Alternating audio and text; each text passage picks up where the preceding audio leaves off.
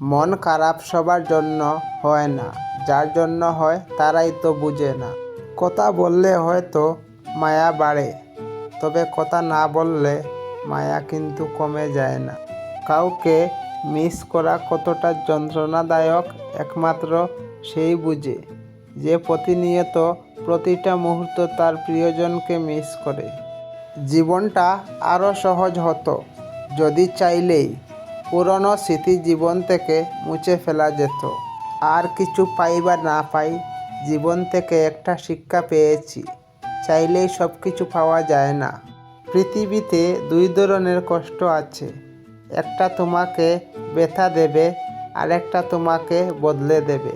জীবনটা তখনই সুখের ছিল যখন বুঝতাম না জীবনের মানে, ছুটতাম না স্বপ্নের টানে, কাঁদতাম না আবেগের কারণে।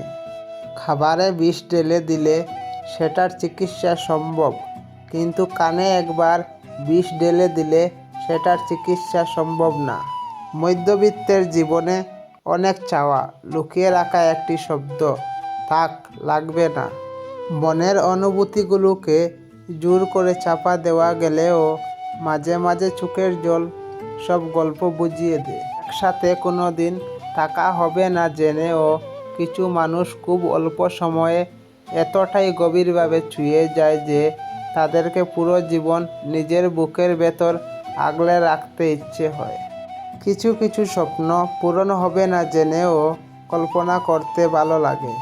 জীবনটা মাটির প্রদীপের মতো, তেল শেষ তো খেল শেষ।